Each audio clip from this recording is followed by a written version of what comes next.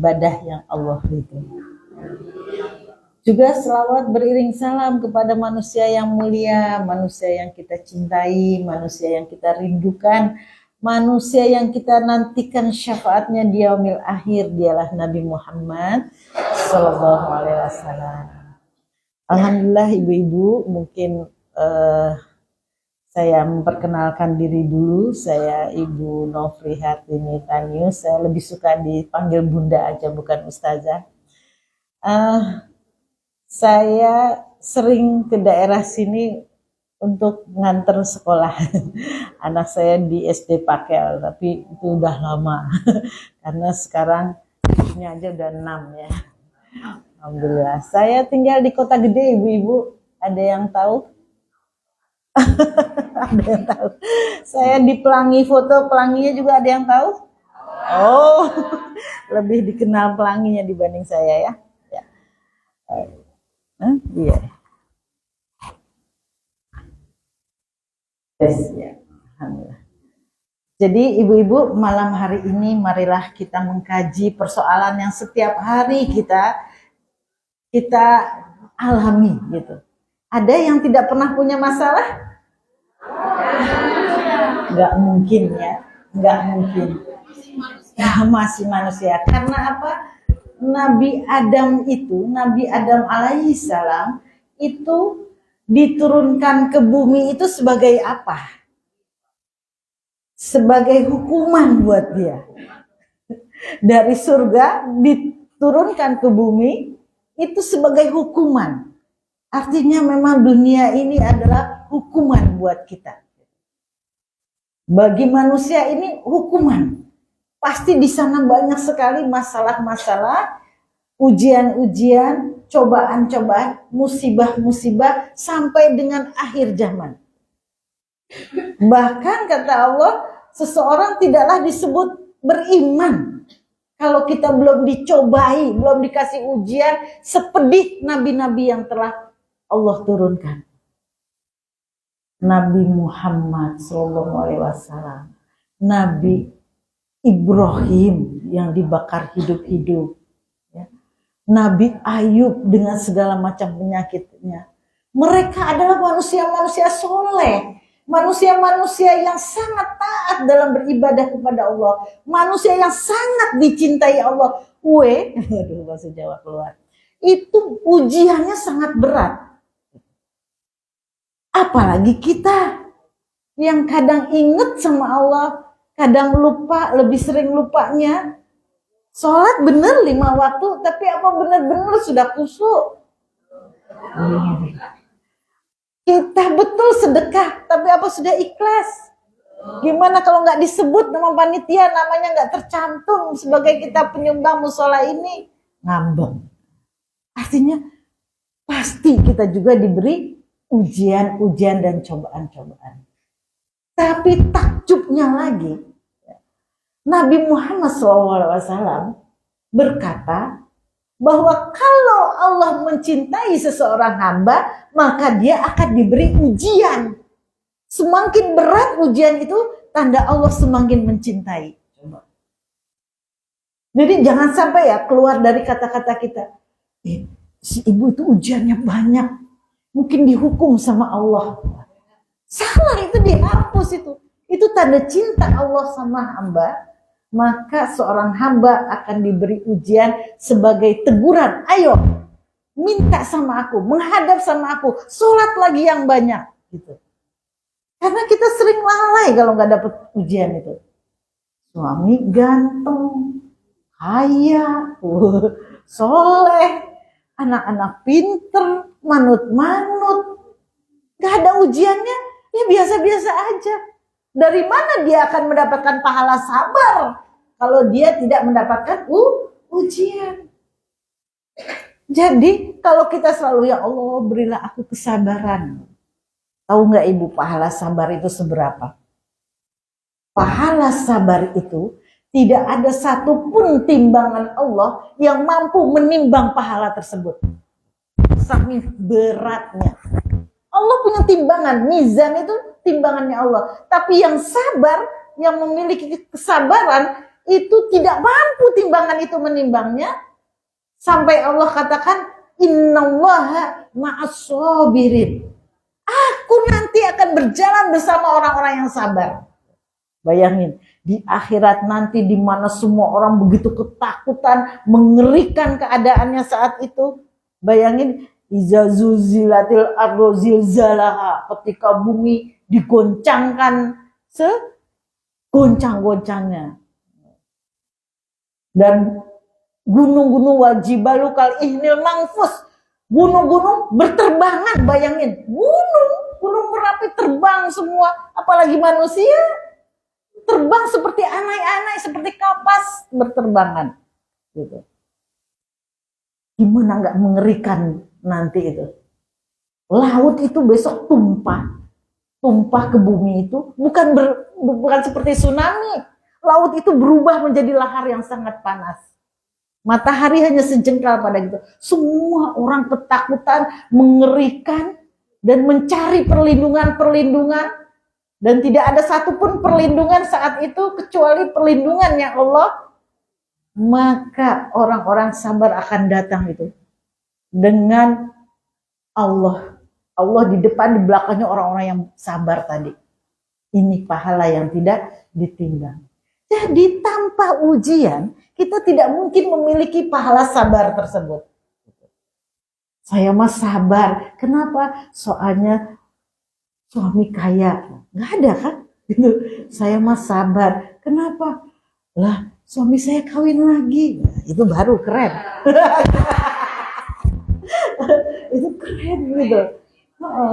Saya sabar. Kenapa? Sekarang pasarnya sepi. Saya sabar karena ini semua sudah ketentuannya Allah. Enak. Karena dia tahu bahwa dia akan mendapatkan pahala sabar. Ada di sini yang pernah ditipu orang. Apalagi kalau serangkainya penipu sama jumlah manusia lebih banyak penipunya. Bayangin siapa coba yang nggak pernah minta pulsa, papa lagi di rumah sakit, apa di kantor polisi, ditelepon, ibu anaknya ini kecelakaan sekarang di rumah sakit. Siapa? Ya kan banyak sekali penipuan itu, ya Allah. Kayaknya nggak ada satu orang pun di muka bumi ini yang nggak pernah ditelepon sama penipu. Benar, merajalela di mana-mana. Itu rasanya kayak gimana Bu ditipu? Bisa uang kita hilang bablas dalam satu kali. Sekarang kan kalau ngirim uang gampang pakai m-banking ya. 100 juta langsung hilang. 200 juta tipu. Terus ketipu apa lagi? Banyak sekali. Sahabat kita sendiri ketika datang mengemis-ngemis, kayaknya orang baik banget. Seminggu lagi saya bayar. Pada saatnya bayar kita yang jadi pengemis. Mbok tulung toh, dicicil toh. Nerauno. Enak banget ngomong itu. Rasanya gondok banget gitu kan. Temen yang kita baik selama ini ternyata menikung dari belakang, menggunting dalam lipatan. Waduh, memfitnah kita. Jadi banyak sekali masalah-masalah dalam hidup ini yang membuat kita menangis. Yang membuat kita malas bangun, bantalnya basah. Inilah bagi orang-orang yang rajin pengajian seperti ini ya, akan ada balasan dari Allah berupa apa? Ketemu aja hikmah dari setiap ujian yang kita dapatkan. Ketemu aja, karena apa? Sering pengajian. Orang pengajian pasti kalau setiap ada musibah apa, ya alhamdulillahnya aku selalu alhamdulillahnya. Selalu ketemu aja. Nah ini manfaatnya orang pengajian itu, batinnya itu kaya. Batinnya itu penuh dengan hikmah-hikmah. Jadi ngerti aja bahwa ada hikmah di balik setiap musibah. Makanya rugi nggak Bu pengajian Bu? Ninggalin sinetron loh Bu. Ini luar biasa ya. Ibu-ibu ini baterainya luar biasa. Dari mulai subuh udah ngoprak-ngoprak ya, udah segala macam dikerjain, udah sampai dengan malam masih juga pengajian. Cari Bu pengajian yang cowoknya, yang putranya banyak. Setiap pengajian tuh ibu-ibu aja yang banyak. Kalau campur ini paling laki-lakinya cuma sedikit gitu. Inilah kelebihannya ibu-ibu, diberi energi yang luar biasa oleh Allah Subhanahu wa taala. Karena apa? Karena memang masalah banyak di ibu-ibu gitu. Coba anak sakit, Bu. Anak sakit, kalau seorang ibu anaknya sakit, itu kepikiran terus gitu. Walaupun ibu itu bekerja, di dalam rumah udah pengen cepet-cepet pulang, di kantor juga telepon gimana keadaannya, panas apa enggak. Pokoknya ibu itu selalu memikirkan masalah gitu. Selalu memikirkan, kalau ada masalah tuh nempel di kepala. Itu kalau bapak, Bu, lihat anaknya sakit dia panik, ya kasihan, ya prihatin. Tapi ketika dia keluar rumah, udah nggak inget lagi. Loh mas, ke orang balik-balik. Lah ngopo tau kan aku lagi kerja. Kan anakmu sakit. Oh iya, baru diingetin, baru tahu. Jadi ibu tuh yang namanya masalah tuh nempel di kepala. Ikut aja kemana. Makanya sebaik-baik laki-laki, sebaik-baik suami itu jangan bawa masalah ke rumah gitu. Ibu tuh udah penuh masalah gitu. Apa coba? Gula, teh, kopi, sabun. Setiap hari harus ada loh itu Bu. Yang inget siapa? Banyak itu. Listrik yang inget siapa yang bayar? Hebat banget ibu itu. Segala macam. Pakaian bapak nanya apa, nanya pakaian dalam bapak, Bu, itu di mana? Tahu ibu itu. Bahkan kalau suami saya kalau habis telepon besoknya nanya, "Wih, aku nelpon ngomong apa ya?"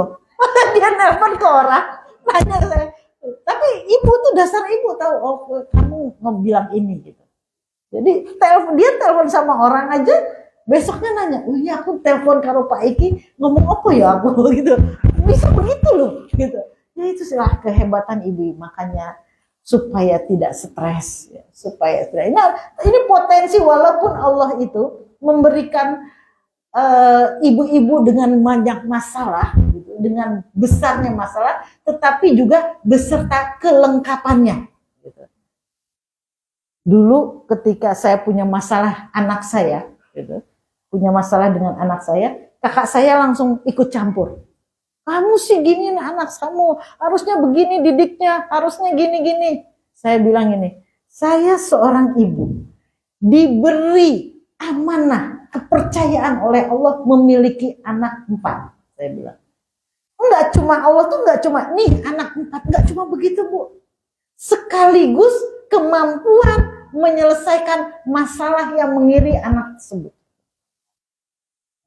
Jadi ibu-ibu tuh gak usah banyak curhat ke orang, anak saya tuh gini-gini. Ibu lebih tahu cara menyelesaikan masalah anak itu. Percaya Bu. Apapun masalah tentang anak, ngapain kita curhat? Anakku tuh susah banget dikasih tahu. Wah, malah ngomongnya kasar, malah ngelawan. Jangan curhat ke orang Bu. Jeleknya anak tuh jeleknya kita. Kita diberi kelengkapan oleh Allah untuk bisa mampu menyelesaikan anak kita sendiri. Percaya ibu. Gak usah perlu psikolog, gak usah perlu bismillah, berdoa sama Allah, ya. Ya Allah, Engkau beri kepercayaan aku anak yang seperti ini. Dengan sekaligus penyelesaiannya. Percaya sama Allah. Nanti kalau kok masih juga aku udah ngasih tahu, masih belum manut anak kita, udah gimana, masih juga anak kita yang masih nakal juga, masih nggak betah di rumah juga, masih ngelawan sama orang tua juga, barulah. Bukan berarti kita tidak bisa, bukan berarti kiamat itu Bu. Datangi Allah. Allah ini titipan bukan. Sekarang aku nggak mampu ya Allah menyelesaikan masalahnya. Dia selalu pulang malam ya Allah. Kalau aku ngasih tahu dia malah marah-marah, dia malah ngelawan, dia malah durhaka, gimana ya Allah? Aku nggak sanggup lagi ya Allah. Maka aku serahkan kepadamu, Engkau pemiliknya. Tolong Engkau didik dia dengan didikanmu. Enak nggak? Kembalikan kepada pemiliknya. Dan Allah suka itu. Allah suka melihat hambanya tidak berdaya di hadapan Allah. Jadi bukan Allah marah, udah aku kasih titipan, udah kasih anak, coba kalau aku ambil lagi. Enggak gitu Allah. Allah paling suka melihat hambanya berdoa dalam keadaan dia tidak berdaya. Allah, aku tidak berdaya, Allah. Aku tidak mampu, aku ya Allah. Gak mampu aku ya Allah. Ini anakku begini-gini amat gitu. Allah senang banget melihat tidak berdaya. Dan di saat itulah pertolongan Allah akan turun. Aku serahkan lagi ya Allah kepadamu ya Allah. Tolong didik dia dengan didikanmu. Engkau yang paling tahu apa yang harus dilakukan oleh anak ini. Engkau yang paling tahu penyelesaiannya. Engkau adalah satu-satunya pelindung yang terbaik untuk dia. Serahkan sama Allah dan saat itulah pertolongan Allah akan hadir. Di tengah malam sepertiga malam itu turunlah. Huwallazi anzala sakinah. Ketenangan dalam hati fi qulubil mu'minin. Udah nangis-nangis, udah ya Allah aku tenang ya Allah. Apa yang tidak bisa engkau selesaikan, ini kan ciptaanmu. Bikin manusia aja gampang, apalagi menyelesaikan masalahnya. Ya, serahkan kembali sama Allah, apapun itu, bukan soal anak aja. Ya Allah, aku diberi suami kayak gini, pelit banget ya Allah. Buat makan anak aja perhitungan, buat gimana ya. Tapi aku tahu ini kan pilihan ya Allah. Aku tidak bisa memilih jodoh, engkau yang telah menjodohkan. Pasti engkau tahu bahwa aku mampu menyelesaikannya. Bahwa ini adalah pasangan terbaik buat aku. Maka tolong ya Allah, beri kemampuan aku menghadapi ini. Beri ya Allah, suami hamba adalah ciptaanmu. Beri dia hidayah. Jadi semua ini sebenarnya kenapa kita suka stres dengan banyaknya masalah itu, stres banget. Masalah anak belum bayar SPP, stres. Masalah belum bayar listrik, stres. Masalah besok pakai seragam apa, stres. Besok ada undangannya, semua kita bikin stres. Kenapa? Karena semua masalah kita pakai berpikir. Semua dipikirin. Belum terjadi. Ya Allah, nanti 20 tahun yang akan datang anakku jodohnya siapa ya?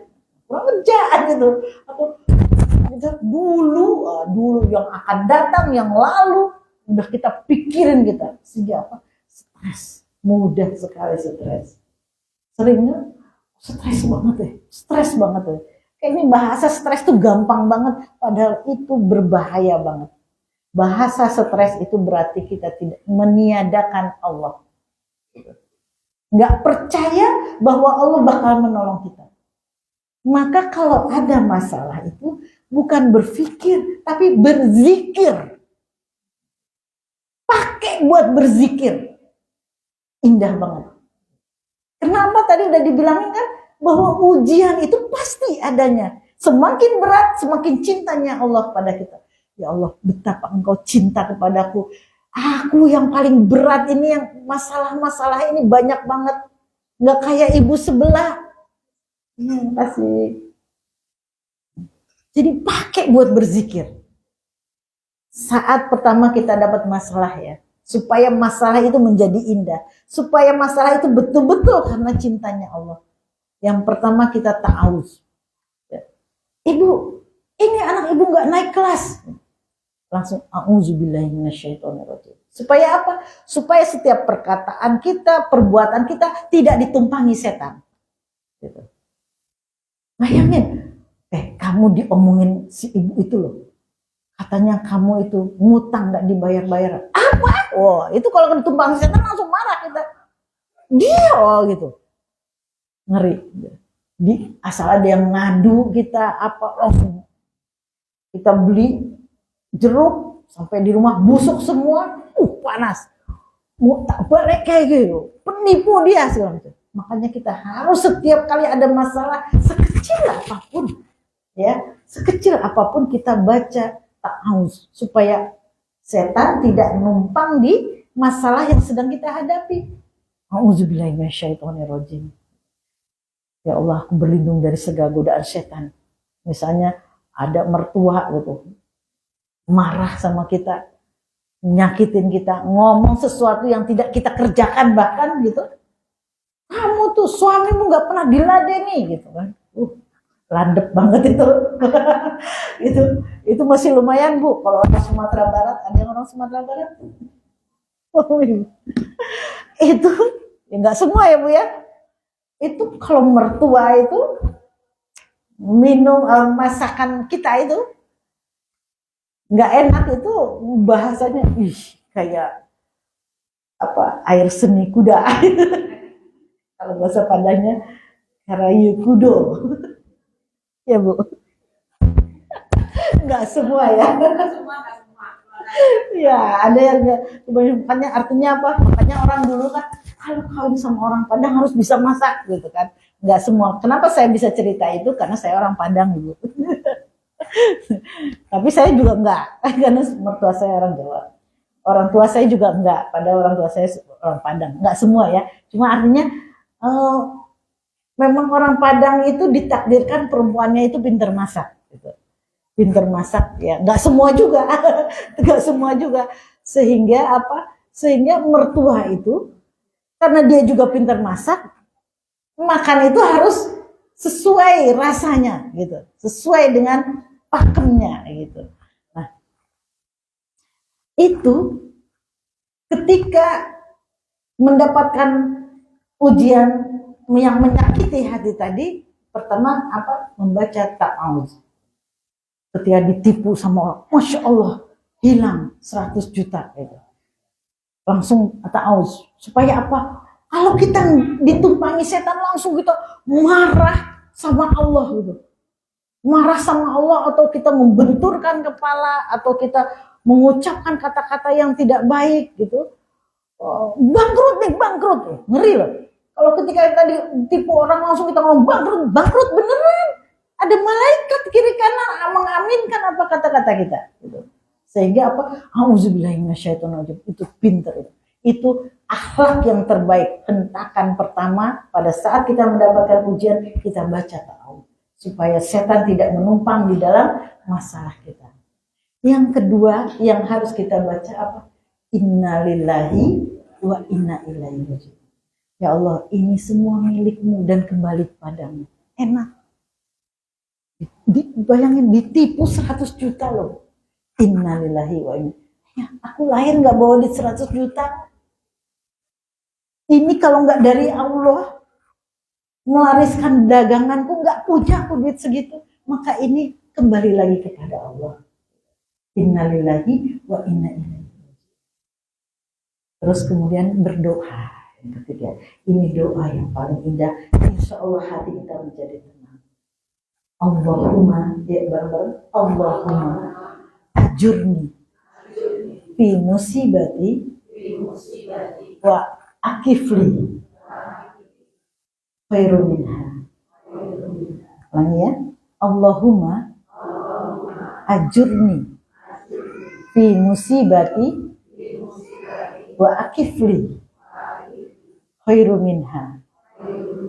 Jadi ya Allah, dengan musibah ini hapus semua dosa-dosaku. Masya Allah. Ada yang lebih berharga daripada penghapusan dosa. Kemana kita cara menghapuskan dosa?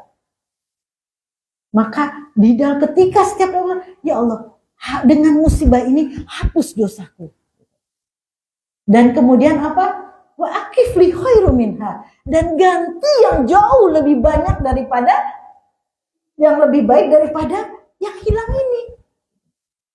Ini doa Ummu Salamah yang diajarkan oleh Rasulullah. Ketika Ummu Salamah meninggal dunia suaminya, Ummu Salamah sangat bersedih. Ummu Salamah suaminya seorang yang meninggal di medan perang saat berjihad. Ummu Salamah sangat bersedih. Kemudian apa kata Rasulullah? Coba kamu doa seperti ini. Ya. Allahumma ajurni fi musibah. Ya Allah, ampuni semua dosa-dosaku dengan musibah ini. Wa akifli khairu minha. Kemudian ganti yang lebih baik daripada apa yang telah aku miliki. Langsung sama Allah diijabah doa itu. Apa? Ummu Salamah dikatakan dia seorang ahli surga karena sudah dihapus dosanya dengan kesabaran dia mendapatkan musibah. Kemudian suaminya diganti yang lebih baik lagi. Apa? Enggak lama kemudian Rasulullah melamar beliau atas perintah Allah. Percaya dengan Allah. percaya dengan Allah bahwa sebenarnya ya Bu, tidak semua musibah itu menghapus dosa. Ya. Tidak semua. Kita bagaimana udah anak cacat lahir, ya, atau hidup sulit sekali, suami main tangan dan semuanya penderitaan kita yang berkepanjangan tidak serta-merta menghapus dosa. Menjadi penghapus dosa kalau tadi kita menerima dengan ridho. Ibu-ibu kemarin pada saat Zulhijjah kemarin puasa ini Arafah, pahalanya seberapa itu?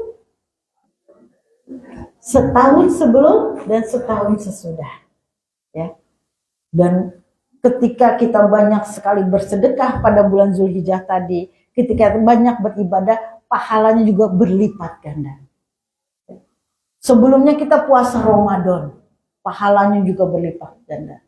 Tapi tahu nggak Bu, ada pahala yang lebih besar daripada itu. Daripada kita waktu Ramadan kemarin saya puasa di sebulan penuh di Tanah Suci. Ibu tahu pahala orang umroh di bulan Ramadan? Seperti haji bersama Rasulullah, bayangin. Ya. Jadi rasanya ketika kita umroh di bulan Ramadan, saat sholat ada Rasulullah di samping. Saat tawaf rasanya Rasulullah bersama kita. Saat sa'i ada Rasulullah. Gimana coba? Bergetar gak hati selama sebulan penuh. Sholat malam bersama Rasulullah. Puasanya bersama Rasulullah. Karena memang dijanjikan seperti haji bersamaku. Tapi itu pun masih kecil dibanding pahala yang besar ini. Ada pahala yang besar dan ini keadilannya Allah dibagikan kepada siapapun yang mau. Gak perlu kaya, gak perlu pakai uang, gak perlu pakai kekuatan. Ya, cukup kita taat kepada Allah. Yaitu apa pahalanya? Yaitu ketika kita ridho mendapatkan ujian dari Allah. Itu pahalanya sangat besar. Jadi pahala tertinggi dari semua ibadah adalah ridho atas keputusannya Allah. Ini satu kunci yang kesini bawa masalah. Ridho berarti kita sudah mendapatkan ibadah tertinggi dari apapun itu ibadah yang sudah kita lakukan. Bukan sholat malam yang kita harus ngantuk-ngantuk terbangun. Bukan puasa yang kita menahan lapar dan dahaga. Bukan harus umroh Ramadan di bulan di Mekah, tetapi cukup ridho dengan ketentuan Allah. Saya ridho ya Allah mendapatkan anak-anak yang seperti ini. Saya ridho ya Allah kalau besok saya harus kerja lagi walaupun badan masih sakit. Ridho dengan semua keputusan Allah atas pemberiannya Allah, maka ini adalah pahala. Kita akan mendapatkan pahala yang tertinggi.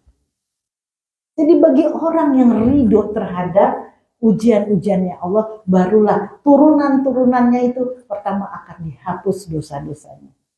Kemudian diganti dengan jauh lebih baik. Kemudian apa? Mendapatkan rahmat dari Allah. Mendapatkan rahmat dari Allah. Ridho dengan, dan orang yang sudah ridho dengan apapun yang Allah berikan, Allah akan memberikan dua hal. Yang pertama, diampuni dosa-dosanya. Yang kedua, ditinggikan derajatnya. Kita menjadi tinggi derajatnya di mata Allah.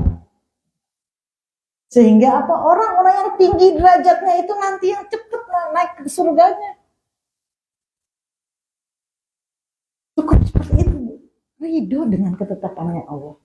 Maka Allah akan ampuni dosa. Jadi walaupun kita sudah menderita, walaupun kita mendapatkan ujian, walaupun kita dicemooh orang, tidak serta-merta menghapus dosa kalau kita tidak ridho. Kita ridho bahwa kita difitnah sama orang. Tapi kerjaan kita apa? Nyari teman untuk membenci dia. Tahu nggak? Aku difitnah sama dia. Aku nggak apa-apa, aku ridho difitnah sama dia. Tapi kemana-mana kita nyari orang untuk membenci orang itu. Itu namanya gak ridho, mencari dukungan. Jadi cukup kita dengan Allah yang tahu. Ya Allah, Engkau saksikan sendiri Dia sudah mencaci maki aku di hadapan orang. Dia sudah mempermalukan aku. Aku tidak akan membalas ya Allah karena aku ridho. Tidak mungkin dia mampu mengatakan hal yang buruk di hadapan orang lain kecuali atas izin ya Allah.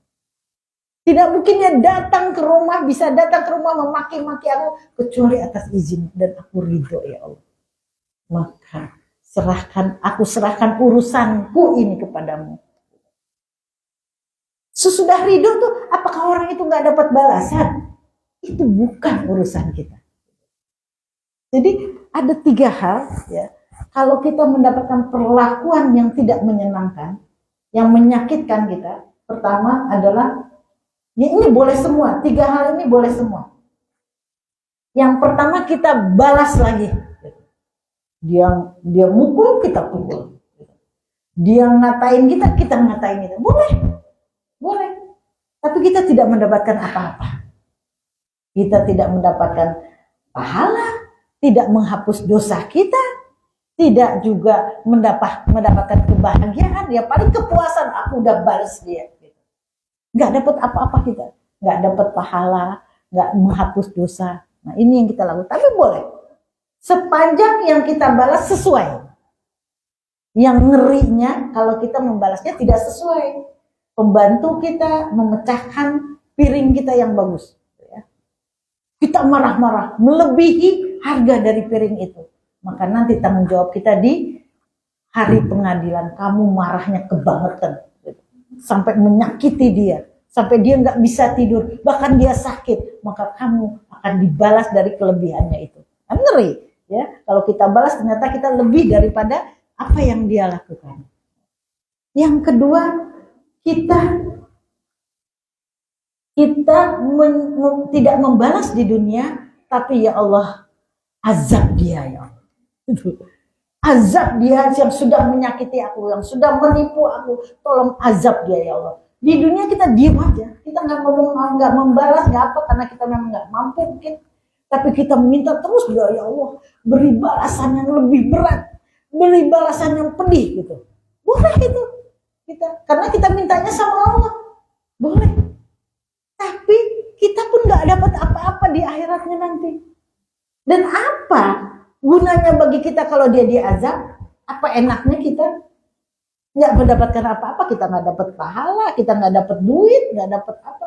Nah, kalaupun dia diazab, nggak menjadikan buku balasan kita lebih bagus enggak? Jadi itu pun nggak akan berguna. Coba sekarang kalau kita berdoa, ya Allah, aku ridho atas segala keputusanmu. Tolong beri dia hidayah. Mungkin dia belum tahu. Tolong beri dia hidayah. Lebih-lebihkan aja doanya. Supaya ridho kita itu bertambah. Tolong ya Allah.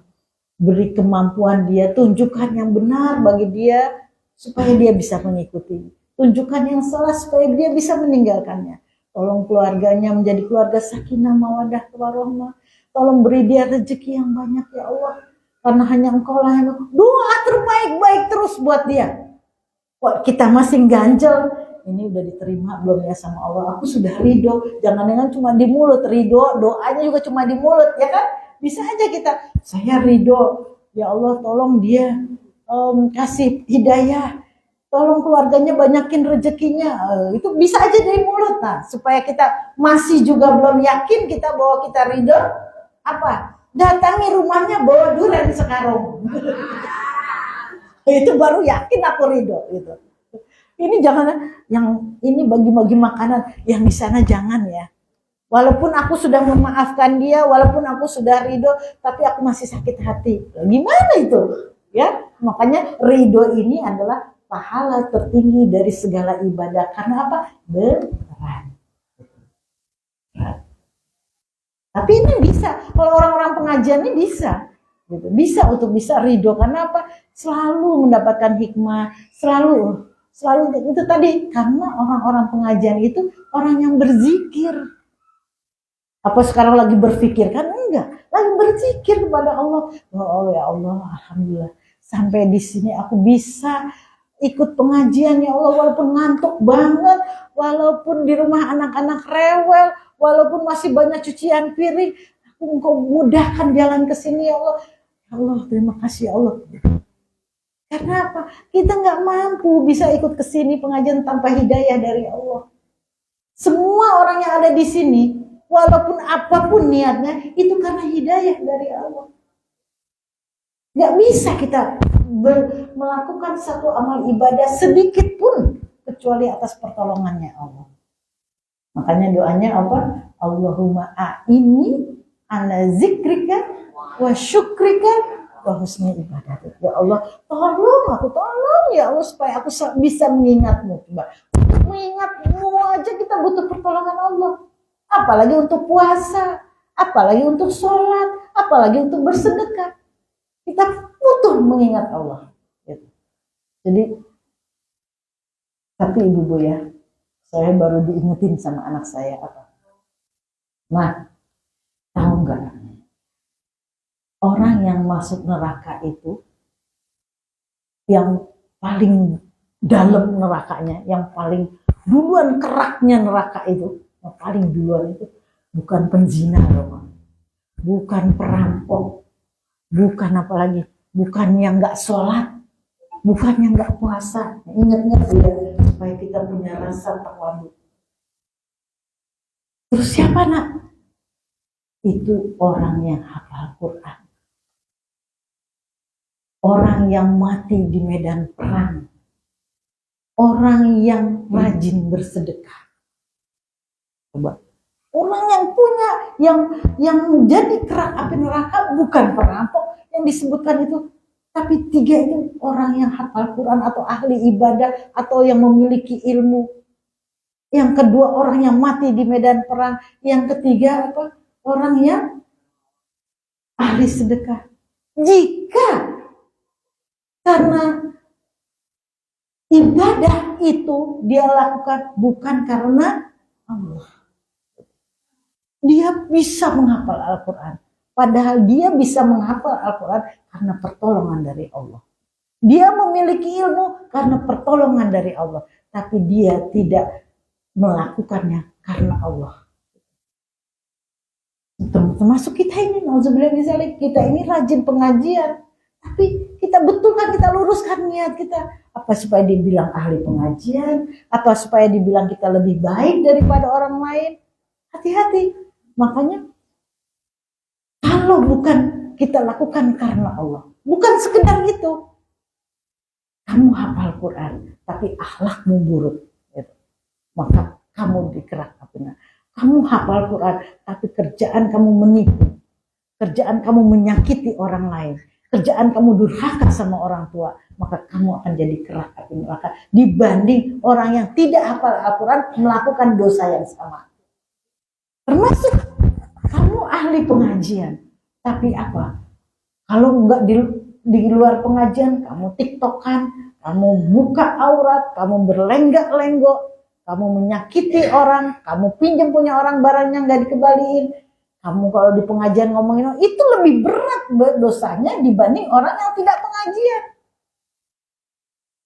Termasuk orang yang kamu jihad fisabilillah, tetapi apa? Tetapi kamu ngegaya, kamu menyepelekan orang lain, kamu anggap orang lain yang tidak mati di medan perang bukan orang yang ahli surga, gitu.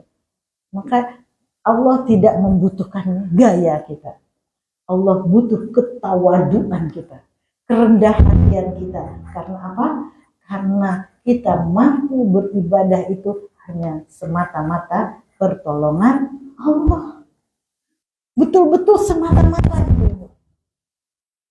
Ibu bisa ke sini, duduk, masuk ke dalam rumahnya Allah, ikut pengajian, mendengarkan, dan mungkin Allah kasih hidayah.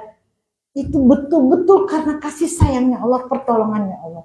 Maka ketika ada orang yang belum seperti itu, doakan ya Allah, dia juga kasih pertolongannya Allah, supaya dia mau ikut pengajian. Bukan kita ketika pulang, sih atau pengajian, nah, jadi nggak baik akhlakmu, bukan itu. Maka berhati-hatilah kita. Gitu. Dalam setiap kehidupan, setiap langkah-langkah kita harus berhati-hati. Pertama, selalu ridho tadi ya. Ridho atas ketetapan Allah. Kedua, kita rendah hati bahwa kita memang tidak mampu apa-apa. Dan yang ketiga, ibu-ibu, bahwa semua, kalau dalam hadis likulidain dawaun, setiap penyakit ada obatnya.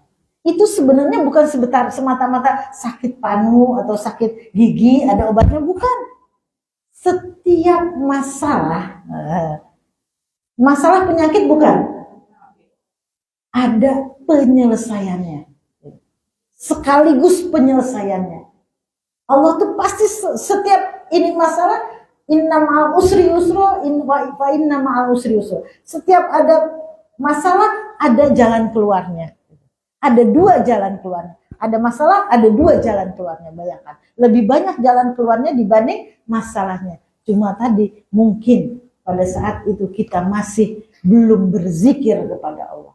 Kalau kita sudah berzikir kepada Allah, pasti ada penyelesaiannya. Dan bukan kita yang bisa menyelesaikan masalah kita.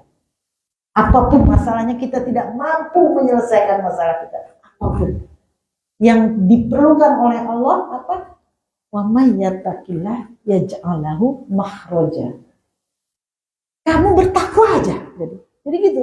Tiap ada apa masalah, Allah, kamu udah sholat aja. Kamu sabar dan sholat aja. Wasta'inu bisobri wassalah. Ya. Kamu bertakwa, kamu sholat, kemudian bertakwa kepadaku, aku akan memberi jalan keluar. Nggak cuma itu. Baiknya Allah, ya, baiknya Allah bukan semata-mata jalan keluar. Wayarzuqhu min haitsu la yahtasib. Setelah udah diberi jalan keluar, kemudian diberi rezeki dari arah yang tidak diduga-duga. Kita nggak sanggup menyelesaikan masalah apapun. Yang kita perlukan adalah berzikir kepada Allah. Dan Allah tuh maha mudah menyelesaikan masalah kita. Tahu nggak? Di dalam tubuh kita tuh semua masalah, Bu. Mana coba yang kita selesaikan? Coba. Ibu sekarang 5 menit nggak berkedip aja. Apa coba yang terjadi? Kering ini mata, bisa buta. 5 menit aja. Ibu nggak tahu, tiba-tiba terhenti aja jantung 3 detik. Padahal selama ini kita bisa berkedip, kita bisa berjalan, jantung kita bisa berdetak, aliran darah terus berjalan. Semua ini banyak masalah. Apa ibu selesaikan? Enggak. Begitu mudahnya Allah menyelesaikan masalah-masalah kita. Kita nggak minta kapan panjang rambutnya, dia panjang sendiri. Semua profesional. Kok rambut yang panjang? Kok nggak gigi kita yang panjang? Bayangin. Jadi semua itu profesional. Semua Allah selesaikan. Masalah yang paling rumit di dalam hidup kita itu sudah Allah selesaikan. Jadi masalah yang lain itu kecil, ecek-ecek aja. Teman saya baru ngeluh. Kenapa? Anakku 3 perawan semua, umurnya udah di atas 30 semuanya. Kemarin belum setahun dia cerita sama aku, alhamdulillah Allah menjawab doaku. Kenapa? 3-tiganya dilamar orang. Ya Allah tuh dia bersyukurnya minta ampun. Kemana-mana dia cerita, ya Allah 3-tiganya dilamar orang. Setahun kemudian, kamu jadi mantu. Dia diem. Ya Allah, 3-tiganya batal nikah. Masya Allah. Kira-kira gimana, Bu? Anak udah umur gadis semua, dilamar seneng-senengnya, ya lagi seneng-seneng ngemplok, itu taunya disambak, 3-tiganya batal nikah. Terus saya bilang gini, apa ya kamu susahin? Itu ujian dunia. Ujian dunia itu, dunia aja harganya hanya sebesar sayap nyamuk, apalagi masalahnya kecil banget. Urusan jodoh itu bukan kuasa manusia. Ngapain kamu pikirin? Itu kuasanya Allah, haknya Allah. Allah tahu kapan, apa yang terbaik buat hambanya. Yang paling kamu takutin kalau adalah ujian akhirat. Itu baru kita rasanya, misalnya seperti ini ya. Ibu tiba-tiba didatangi anak. Ma, aku mau ngomong. Sama siapa? Sama mama sama bapak. Di mana? Di kamar. Bertiga aja? Iya bertiga. Kalau anaknya ngomong, Ma, Pak, maaf, aku hamil. Belum nikah dia. masih sekolah SMP misalnya, aku hamil, kiamat gak Bu? Nah saat itulah kita melihat anak menjadi monster. Nah, itu kalau udah urusan akhirat baru kita tuh minta ampun sama Allah tuh guling-guling gitu. Ya Allah, aku salah mendidik anakku. Selama ini anakku pamit, Ma aku mau nonton sama pacarku ya, malah disangoni, yo ini jajannya. Ada yang seperti itu. Masih ada nggak yang kayak gitu?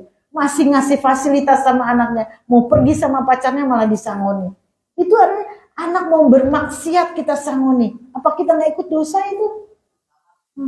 Atau nanti adik kakak perempuan dua-duanya, Ma aku nanti diapelin, aku duduknya sebelah mana? Ruang tamunya kan cuma satu. Sama ibunya supaya jangan berantem. Nih kamu di sini, coba difasilitasi untuk bisa bermaksiat kepada Allah. Itu baru kita takut sama Allah. Jadi yang disebut musibah yang paling mengerikan adalah saat kita jauh daripada Allah. Mau baca Quran malas, mau sholat malam malas, mau pengajian malas, itu baru kita taubati betul-betul. Tetapi kalau masalah dunia, itu hadir karena cintanya Allah sama kita. Karena cintanya Allah sama kita. Cuma kekurangan uang aja. Nah, kita dari kecil hidup kok sampai sekarang. Ternyata selesai juga kok. Tadinya kita nikah, suami belum kerja, kita belum kerja. Ternyata sampai 20 tahun juga kok. Sampai 30 tahun juga kita masih hidup kok. Kita nggak punya rumah, ternyata kita masih tidur di dalam rumah kok. Jadinya kalau masalah dunia itu urusannya Allah. Allah Maha Kaya, Allah Maha menyelesaikan. Tugas kita hanya adalah bertakwa kepada Allah dengan sabar dan sholat.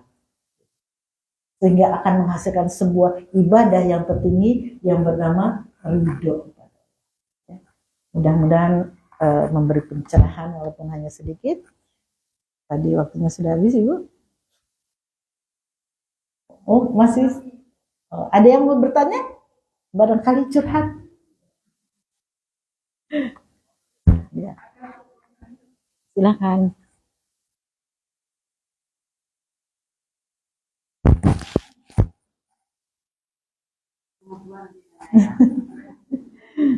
Curhat ya.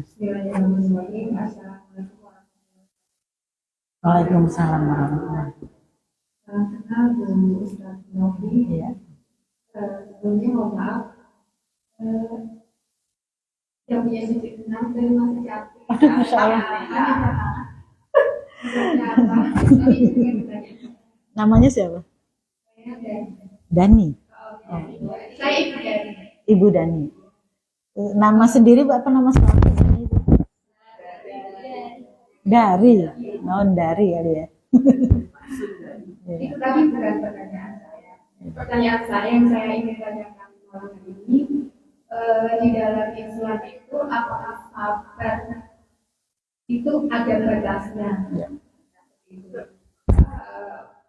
Wassalamualaikum warahmatullahi wabarakatuh. Waalaikumsalam warahmatullahi wabarakatuh.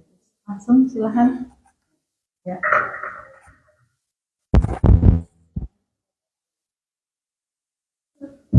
Assalamualaikum warahmatullahi wabarakatuh. Waalaikumsalam. Pertama, saya tadi pertanyaannya tidak ada yang Ustazah, nama Facebooknya atau Instagramnya apa? Ini malam ini gajinya udah tinggi banget ya. Karena kadang kita berhadapan dengan realita di luar sana. Mungkin kita sudah selesai dengan diri kita. Mungkin kita juga menghadapi lingkungan kita yang juga butuh pendampingan. Kadang kita tidak sampai atau mungkin kesabaran kita yang tidak sampai sehingga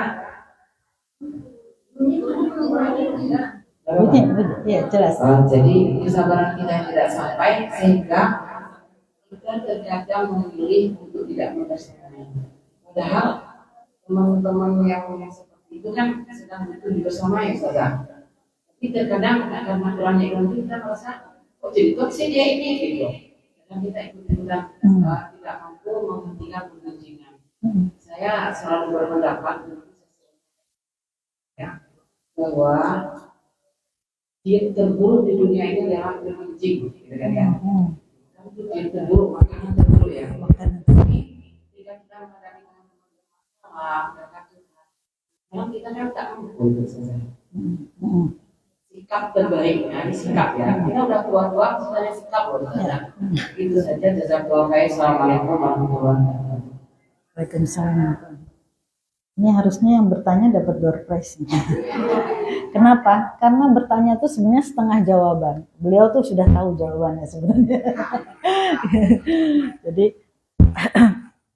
kita tahu Nabi Ayub ya.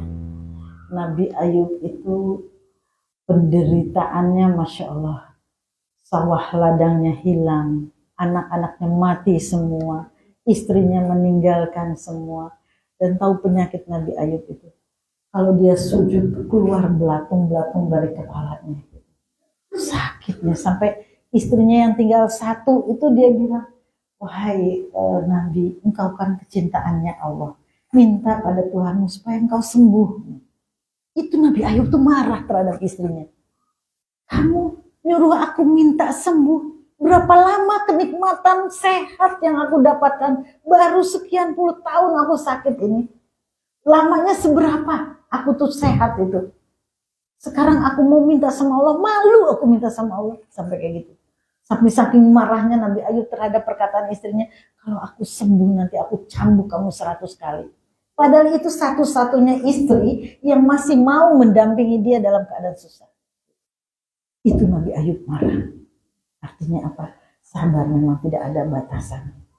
Bukan berarti ya kalau kita tetap minta sembuh dan sebagainya. Tetapi protesnya istrinya itulah gitu, yang membuat dia marah. Gitu. Kenapa? Mintalah, kamu kan cintanya Allah. Kenapa kamu nggak minta gitu? Dia protes istrinya itu jangan dia marah. Gitu. Nah, tidak ridho. Nah, sebenarnya semua masalah-masalah yang kita hadapi itu, musibah-musibah, ujian-ujian yang dihadapi itu karena dipanggil oleh dosa kita sendiri. Jadi semua orang tuh pasti berdosa. Cara Allah menghapusnya itu dengan masalah-masalah tadi. Bahkan kita tertusuk duri aja menghapus dosa. Jadi makanya Allah, aku apabila mencintai hambaku, aku beri dia musibah. Supaya apa? Terhapus dosa. Karena kembali lagi saya senang banget nyeritain anak saya. Karena ada anak saya nomor 3 itu senang baca gitu. Jadi kadang saya banyak dapat hikmah ya seperti tadi ibu ya. Kita ketika ada masalah memang membutuhkan orang lain untuk menasehati. Kadang kita sering ngerti ngenasehatin orang, tapi ketika kita yang mendapatkan masalah, justru kita bingung menyelesaikannya. Jadi saya pernah sakit dulu. Nah, sakit yang sangat parah, yaitu sakit mungkin virus di otak ya, yang pusing tuh nggak bisa ada obatnya gitu. Anak saya bilang gini, Mah, ada dosa yang tidak tertebus hanya dengan ibadah.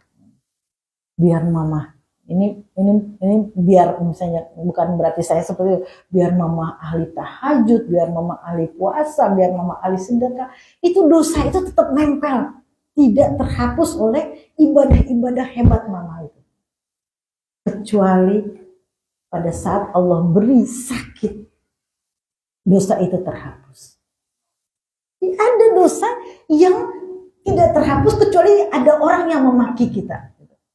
Nah, makanya saya bilang bahwa ini kalau kita mendapat musibah adalah karena cintanya Allah pada kita.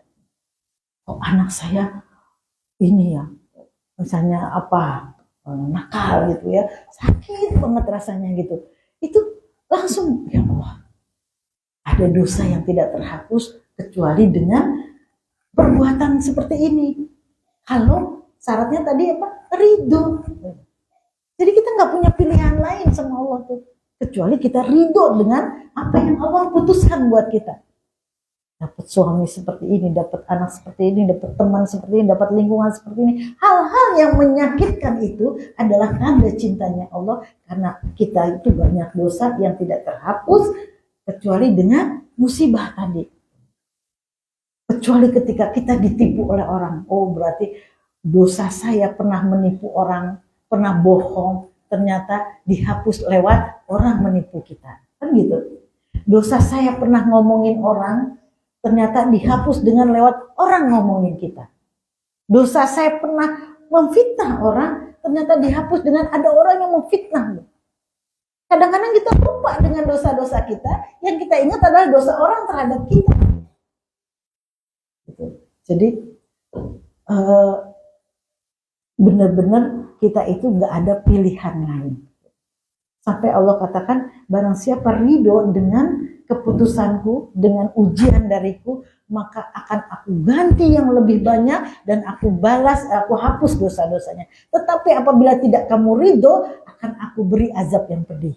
Coba, nggak ada pilihan lain kita kecuali kita ridho, kita ikhlas, kita berbesar hati.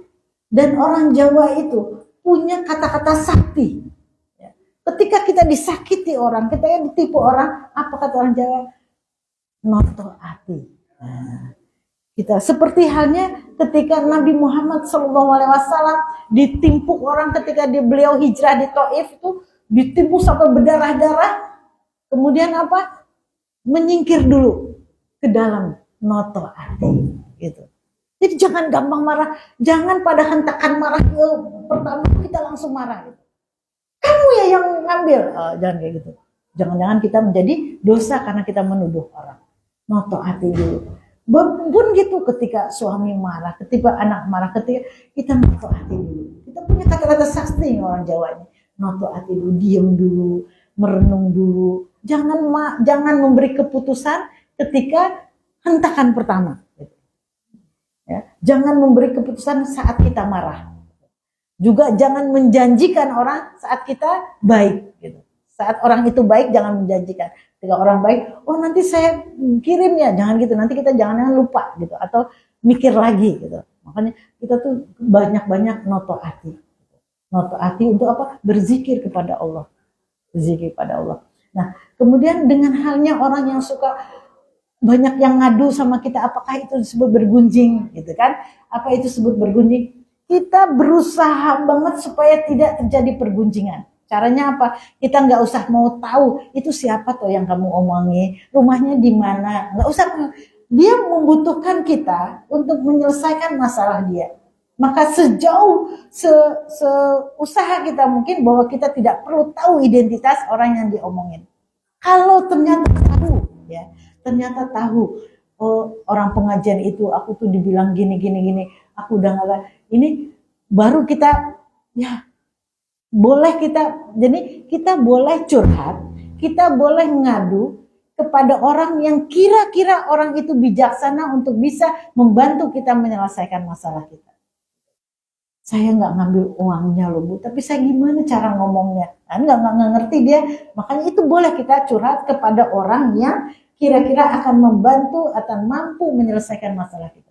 Bukan kepada setiap orang curhat.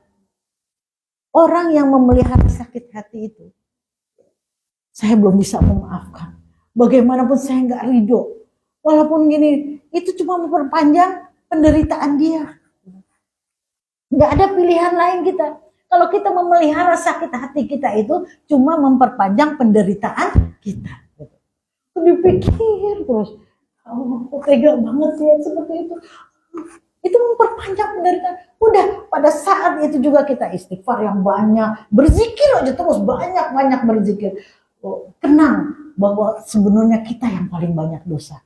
Bahwa kita ini yang paling butuh pengampunan dari Allah. Bahwa hidup kita tujuannya adalah masuk surga. Karena apa? Tadi nggak ada pilihan di dalam Al-Quran Al-Baqarah kan fikulu bihim marodu. Ketika hati itu punya penyakit, ya, fazadahumullah marodo, maka Allah akan menambah sakitnya. Saat kita sakit hati ini sama orang, ya, bukan berarti Allah kesian sama kita. Saya sakit hati ya Allah, dia sudah menghina saya, dia sudah mencaci maki saya, sudah memalukan saya di depan orang. Itu bukan berarti Allah, duh kesiannya orang terzolimi, bukan. Sama Allah ditambah sakitnya. Apa? Dia takut kemana-mana. Dia nggak berani datang ke pengajian. Kalau ada orang itu dia langsung lewat. Dia orang lewat kanan, dia lewat kiri. Pokoknya hidup dia akan bertambah susah. Ditambah sama Allah penyakitnya. Sedih terus, marah. nggak doyan makan, sama anak-anak jadi kasar, nggak mau dideketin siapa. Wah, aku lagi pusing, aku lagi sakit hati, pokoknya air mata nggak berhenti keluar gitu. Karena apa? Sama Allah ditambah sakitnya. Nggak cuma itu, selanjutnya ayatnya apa? Walahum azabun syadid. Di akhirat nanti diazab dengan yang lebih pedih. Nggak ada pilihan lain kecuali kita memaafkan orang, kecuali kita ridho atas keputusan Allah, kecuali kita tadi mendoakan yang baik-baik. Jangan sekali-kali kan orang yang terzolimi itu doanya makbul ya Bu ya. Doanya makbul. Allah, orang yang terzolimi itu doanya makbul. Tetapi makbul juga buat dirinya. Karena apa? Setiap perkataan ada yang mengaminkan, yaitu malaikat. Saat kita mendoakan buruk kepada orang lain, malaikat juga akan mendoakan buruk kepada kita. Coba. Tidak ada pilihan lain kecuali tadi memaafkan, mendoakan yang baik-baik, dan kita akan segera mendapatkan balasannya apa? Walaji al-sakinah, tenang hatinya di dalam. Terus kemudian yazdadu imanan ma'a imanihim, iman kita jadi bertambah, sholat kita jadi tambah khusyuk, dan kita akan menyaksikan balasan-balasannya Allah. Apa? Rumah tangga jadi tenang, anak-anak jadi soleh-soleha, terus juga kemudian jadi akur satu sama lain. Enak. Gak ada pilihan lain. Jangan membalas suatu keburukan dengan keburukan. Balas dengan kebaikan, baru kita itu menjadi orang-orang pilihan dari Allah Subhanahu wa Ta'ala. Enggak gampang memang, enggak mudah benar. Tapi karena hadiahnya adalah surga. Surga itu enggak bisa dibeli dengan murah-murah. Masih lumayan dibandingkan nabi-nabi kita. Penderitaan-penderitaan mereka kayak gimana? Rasulullah yang segitu baiknya, segitu santunnya, kepalanya ditaruh kotoran, sama orang Badui ditarik, diludahin, mau dibunuh, dikejar-kejar, terusir dari negaranya sendiri. Banyak penderitaan-penderitaan Rasulullah. Kita apa? Sholat aja belum tentu khusyuk. Orang belum tentu juga kita, kalau sedekah juga pasti uang yang paling kecil yang kita kasih gitu. Itu kita mau terbebas daripada ujian-ujian, lalu apa penghapus dosa kita? Maka setiap kali ujian datang baru kita langsung, oh ya Allah, ini kebaikannya Allah, aku ridho ya Allah, beri aku, tolong aku menyelesaikan masalah ini. Ya Hayyu ya Qayyum bi rahmatika astaghis. Ya Allah yang maha hebat, yang maha berdiri sendiri, bi rahmatika, ya tolong selesaikan masalahku. Wala talqini ila nafsi tarfata ain. Jangan engkau lepaskan penyelesaiannya hanya sekejap mata pun kepadaku. Jadi tolong Allah yang menyelesaikan apapun masalahnya, sekecil apapun. Makanya setiap melakukan apa itu bismillah, bismillah. Artinya apa? Minta pertolongan Allah. Setiap kali apapun kita bismillah, alhamdulillah, bismillah. Itu dua kata itu harus bismillah. Setiap kali melakukan perbuatan, alhamdulillah, kita memuji banyak-banyak sama Allah. Apapun, kita nggak yakin kita sampai rumah kita selamat kok. Barangkali kita kejeglong, tahu-tahu jadi syarat kejepit, lama penderitaannya. Makanya butuh kita pertolongan Allah di setiap saat, sekejap mata pun tidak dilepaskan dari pertolongannya Allah. Mudah-mudahan yang sedikit ini ada manfaatnya.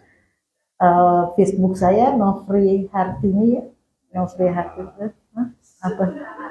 Nofri Tanius. Oh, Nofri Tanius. Manajer.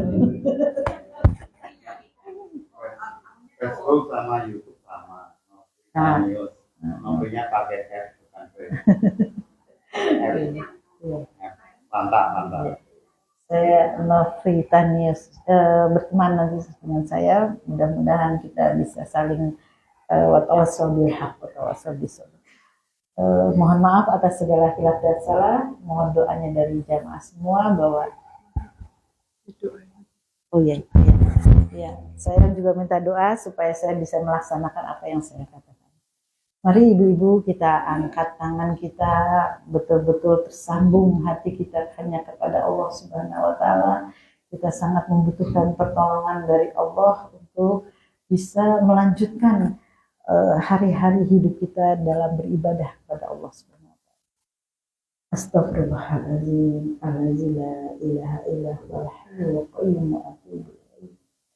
Ya Allah, ya Rabbi yang Maha Pengasih lagi Maha Penyayang. yang senantiasa menata kami yang berkumpul di sini ya Allah. Mohon ampunan, mohon pertolongan atas segala kesulitan kehidupan ini ya Allah. Ya Allah, jadikanlah hamba orang-orang yang selalu ikhlas atas ketetapan takdirnya ya Allah. Ya Allah, titipkanlah bagi kami anak-anak yang soleh dan solehah, yang senantiasa mendoakan kami walaupun kami telah tiada. Ya Allah, ya Rabbi, ampunilah semua dosa-dosa kami. Dosa kami kepada Engkau yang seringkali lalai dalam beribadah kepada Engkau, dan seringkali kami kufur dalam nikmat-Mu. Tiada kami bersyukur ya Allah. Ya Allah, ampuni dosa-dosa kami terhadap suami kami ya Allah. Ampuni dosa-dosa kami terhadap anak-anak kami, terhadap orang tua kami, terhadap sahabat-sahabat kami, terhadap siapapun yang telah bersakit. Ya Hayyu ya Qayyum bi rahmatika astaghfir sya'ni kullahu wa la tarkini ila nafsi tarkata. Allahumma ajirni fi musibati wa akhifni khairun minha. Allahumma inna nas'aluka salamatan fid din wa afiyatan fil jasad wa ziyadatan fil ilmi wa barakatan fil rizqi wa tawbatan qabla al-maut wa rahmatan indal maut wa maghfiratan ba'dal maut. Allahumma habib alaina fi sakaratil maut wa najatan wal afwa bil hisab. Subhana rabbika rabbil izzati amma yasifun wa salamun alal mursalin walhamdulillahi rabbil alamin. Amin. Assalamualaikum warahmatullahi wabarakatuh.